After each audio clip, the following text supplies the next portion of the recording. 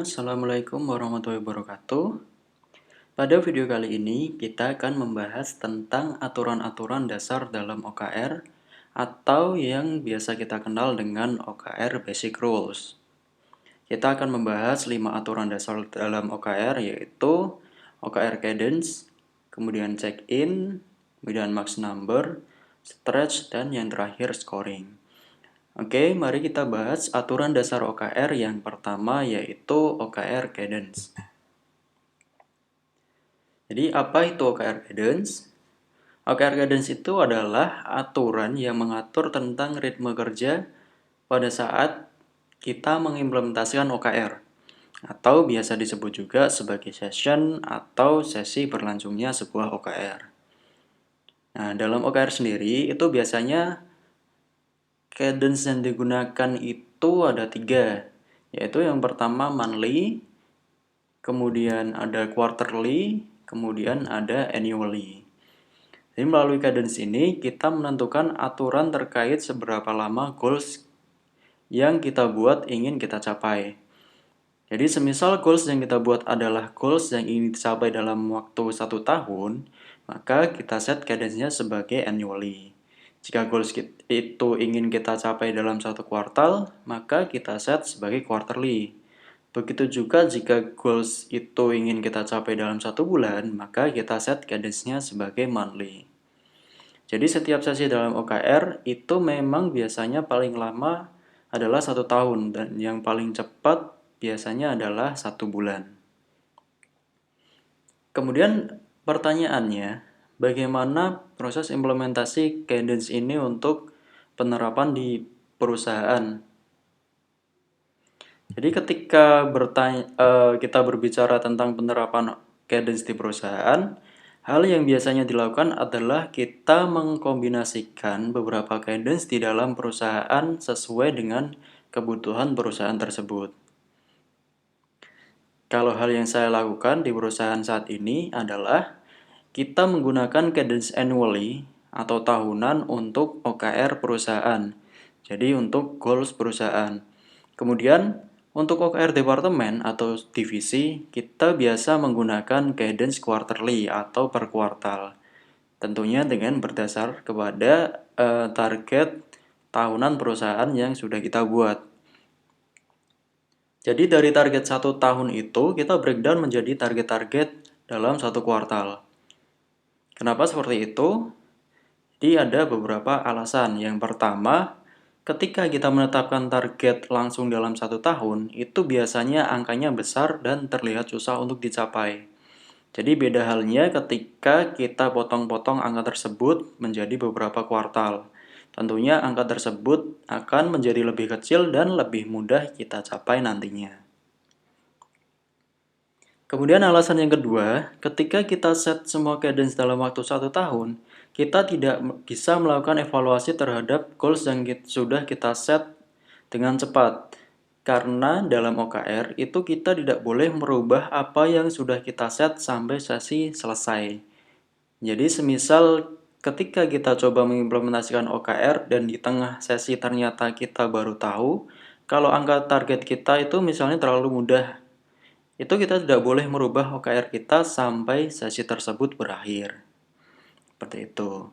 Kemudian aturan dasar dalam OKR yang kedua itu adalah check-in. Apa itu check-in? Check-in adalah proses yang kita lakukan untuk mengupdate OKR kita. Jadi aturan check-in ini mengatur seberapa sering kita akan melakukan update terhadap OKR kita. Nah, untuk check-in itu sendiri, biasanya ada beberapa pilihan waktu update yang bisa kita gunakan. Yang pertama adalah weekly. Ketika kita memilih check-in weekly, artinya OKR akan kita update setiap 1 minggu sekali. Yang kedua adalah monthly, yang artinya kita akan mengupdate OKR kita setiap 1 bulan sekali. Kemudian yang ketiga itu adalah quarterly, artinya OKR akan kita update setiap 1 kuartal sekali. Kemudian pertanyaannya adalah, apa saja yang kita lakukan saat check-in?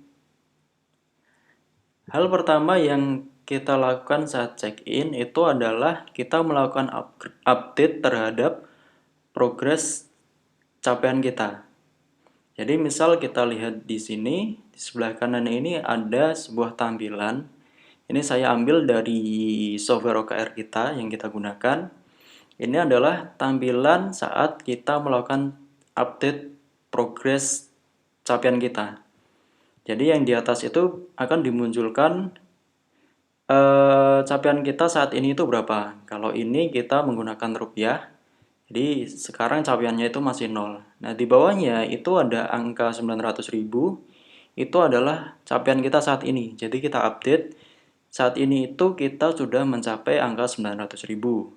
Kemudian yang di bawahnya itu ada sebuah text box yang berisikan alasan kenapa kita bisa mendapat angka 900.000 ini. Jadi di text box ini kita bisa jelaskan apa sih hal yang terjadi sehingga kita bisa mendapatkan angka ini.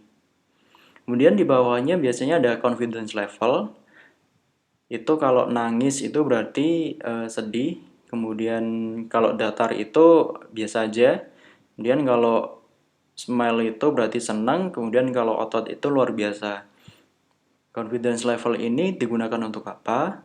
Jadi confidence level ini digunakan untuk menunjukkan seberapa pede kita terhadap OKR kita. Jadi kalau kita smile itu berarti kita pede bahwa OKR kita itu di akhir sesi akan tercapai. Seperti itu. Jadi elemen-elemen yang dilakukan pada saat check-in itu saat mengupdate progres capaian itu kita menuliskan tentang angka capaian kita saat ini. Jadi di key result-nya kita sudah mencapai berapa. Kemudian deskripsi kenapa kita bisa mencapai angka ini. Kemudian confidence level kita. Itu adalah hal yang kita update melalui progres capaian ini. Kemudian hal yang kedua yang harus kita lakukan adalah kita review inisiatif yang sudah kita lakukan selama seminggu terakhir. Jadi jika waktunya seminggu, waktu check-in-nya mingguan, itu berarti kita review untuk inisiatif selama seminggu terakhir. Nah, di situ kita akan review mana saja inisiatif yang berhasil, mana saja inisiatif yang sudah berjalan atau yang belum, dan mana saja inisiatif yang ternyata tidak berhasil. Seperti itu.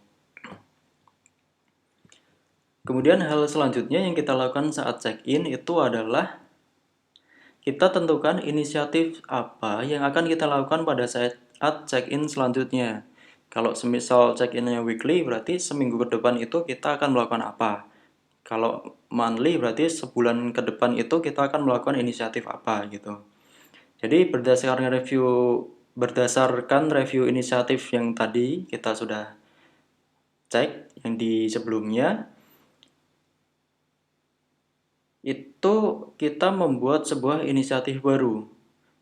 Jadi jika inisiatif tersebut menghasilkan hal yang positif terhadap progres capaian kita, maka kita boleh untuk melakukannya lagi. Namun jika inisiatif tersebut ternyata gagal, maka kita tahu bahwa kita tidak boleh melakukannya lagi. Jadi pada dasarnya tujuan dari check-in ini adalah untuk memastikan bahwa ketika kita sudah membuat objektif, kemudian membuat key result dan inisiatif, semua itu bisa kita kontrol dan kita tahu seberapa jauh capaian kita terhadap goals yang ingin kita capai.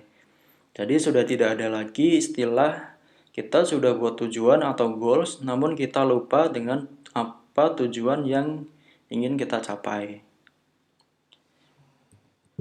Kemudian aturan yang ketiga itu adalah max number. Ini max number itu adalah angka-angka maksimal dalam penentuan objektif dan key result di OKR. Jadi karena OKR itu adalah framework yang selalu mendorong penggunanya untuk fokus, maka kita hanya boleh memiliki objektif maksimal 3 dan setiap objektif itu hanya boleh memiliki maksimal 5 key result. Jadi objektifnya 3, kemudian masing-masing objektif itu hanya boleh memiliki maksimal 5 key result. Di sini kuncinya adalah less is better. Semakin sedikit semakin bagus, semakin sedikit akan semakin fokus. Seperti itu. Kemudian aturan selanjutnya adalah aturan yang kita sebut stretch. Apa itu stretch? Stretch adalah aturan yang memaksa pengguna OKR untuk selalu bertumbuh. Jadi dalam OKR, itu penggunanya harus menetapkan sasaran yang berada di luar ambang batas kemampuannya. Jadi itu biasa disebut juga sebagai moonshot.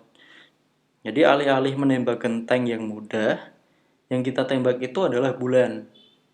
Karena semisal bulan tidak kena, itu paling tidak tembakan kita itu masih bisa kena awan.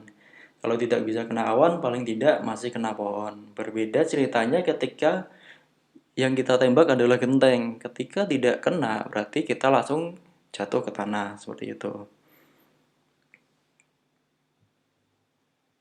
Kemudian karena sifat stresnya ini, maka titik manis di OKR itu adalah saat capaian kita mencapai angka 60-70%. Jadi jika di bawah itu berarti capaian kita masih kurang, dan jika di atas 70% berarti capaian kita itu sudah luar biasa. Nah, contoh dari penerapan fungsi stretch yang baik adalah apa yang dilakukan oleh Sundar Pichai atau CEO Google saat ini.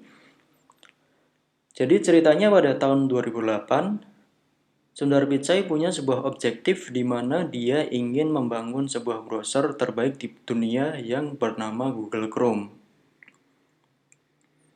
Kemudian bagaimana dia mengukur browser terbaik di dunia? Dia mengukurnya dari jumlah penggunanya. Jadi itu yang dia buat sebagai key result. Pada tahun 2008, dia menargetkan jumlah pengguna sebanyak 20 juta pengguna. Namun apa yang terjadi? Ternyata dia hanya mencapai kurang dari 10 juta pengguna atau di bawah 50% saja. Nah, namun apa yang dia lakukan? Ketika targetnya tidak tercapai, dia tidak menurunkan targetnya atau menurunkan angkanya. Tetapi dia malah menaikkan targetnya menjadi 50 juta pengguna. Dan singkat cerita, pada tahun itu di 2009, dia mendapatkan capaian sebanyak 37 juta pengguna. Ini tentunya objektifnya masih belum tercapai. Nah, kemudian apa yang dia lakukan di tahun ketiga adalah dia menaikkan lagi targetnya dari 50 juta menjadi 100 juta pengguna. Dan pada tahun ketiga ini hal yang luar biasa terjadi. Jadi dengan belajar dari inisiatif-inisiatif yang sudah dia lakukan selama 2 tahun terakhir, akhirnya dia mendapatkan capaian yang luar biasa, yaitu jumlah pengguna Google Chrome yang bertumbuh menjadi 111 juta pengguna pada tahun 2010. Nah, jadi dalam OKR itu, jika objektif kita terlalu mudah dicapai, itu sebenarnya ada hal yang salah dengan objektif kita. Jadi kalau terlalu mudah itu salah, kalau terlalu susah it's okay gitu. Karena sifat stresnya ini juga, OKR itu sebaiknya tidak digunakan sebagai alat evaluasi performa karyawan. Melainkan kita gunakan OKR ini sebagai alat ukur terhadap progres capaian tujuan kita. Nah, kemudian aturan yang terakhir itu adalah scoring. Jadi scoring ini adalah tolok ukur kita untuk melihat seberapa jauh capaian objektif kita. Jadi scoring ini biasa dilakukan ketika satu sesi OKR itu sudah selesai dilakukan. Nah, apa yang dilakukan Google pada saat scoring ini? Mereka membuat scoring dalam skala 0 sampai 1, di mana 0 sampai 6 itu artinya kurang, kemudian 0,6 sampai 0,7 itu artinya on target atau bagus, kemudian 0,7 sampai 1 itu fully achieve atau capaiannya luar biasa. Itu yang dilakukan Google. Jadi setiap kali sesi selesai, setiap objektif dari masing-masing individu atau departemen atau company itu dilakukan scoring.